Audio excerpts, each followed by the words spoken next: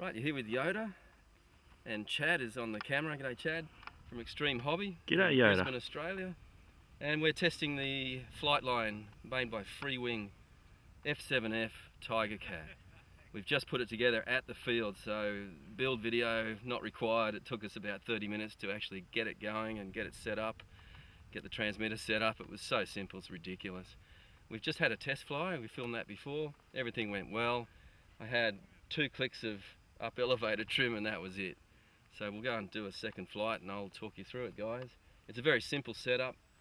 I'm running it on a 6-channel receiver. It taxis beautifully. Look at this, hands off. It's just straight as a pin. Really nice. And what a great place to be, Grattan Field. Okay, as I say, simple setup. It's just aileron, elevator, rudder, flap, undercarriage. Very, very easy. So let's go flying. So I'm keeping the wings level, nice and straight on the ground, easing the throttle up, and as soon as we get airborne I'll get the undercarriage up. There we go, undercarriage switch, and away it goes. It's got ample power on the supplied setup. A little bit of a crosswind here today, nothing too much though. The multi-blade props that come with it are quite nicely balanced. We haven't done any balancing out of the box yet. Never hurts to balance all your props, guys, but so far we haven't had to with this one. FlightLine do also provide a high power setup, so if you want to upgrade from this performance, which is very scale and adequate power, it's quite good. You get good flight times too, but if you're really looking for that speed, they do provide extra props and motor setups, so you can go heaps faster than this. It's a very gentle flyer. I'm hardly using any control at all. It's not twitchy, it hasn't got any gyro in it. It's just lovely, easy to fly. I haven't changed anything from their recommended setup, so their flight surfaces and everything, they even give you hints for down elevator mixing with the flap, and everything's just worked nicely out of the box. So follow their instructions, then fine tune it to whatever you guys like, but very gentle, easy to fly.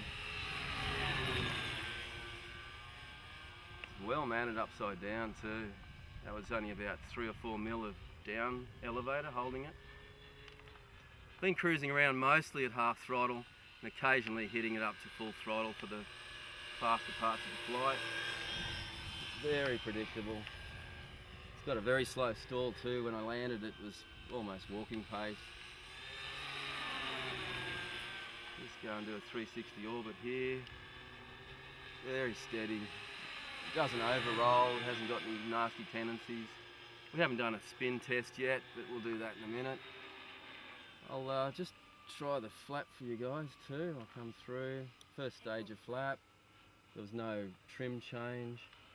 Second stage of flap, no trim change. That's with full flap. There's a fair bit there. So remember guys, warbird, you've got to keep a little bit of power on when you've got full flap and undercarriage down. I'll cycle that undercarriage, we'll do another pass. Down she comes, there it comes. We'll come through for another pass with everything out. So keep a little bit of speed on when you've got everything dirty, guys. Just wants to land itself there. That's lovely. It's just such an easy plane. So I'll get that flap and undercarriage away and we'll continue to have a little fly.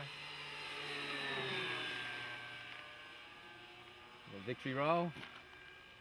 I believe also FlightLine and FlightLine are bringing out full CNC suspension undercarriage for these as well, which would be fantastic, especially for us in Australia that fly on grass all the time.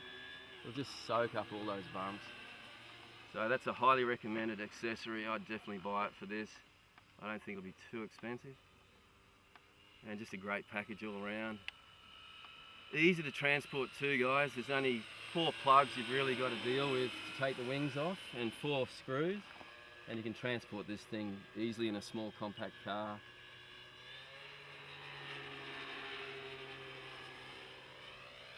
Not the most scale sort of manoeuvres, but I'll come through for a slow pass down low.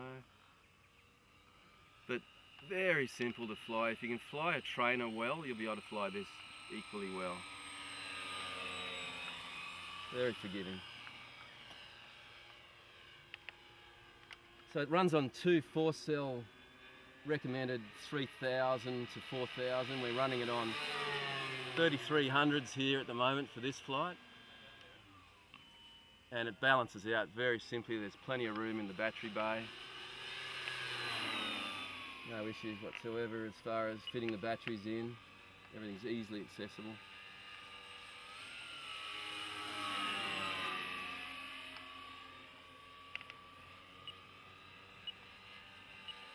Okay, the fun police buzz has gone off. That was 5 minutes. We're just getting a feel for the aircraft. I'll come through for a gear pass and get the undercarriage down.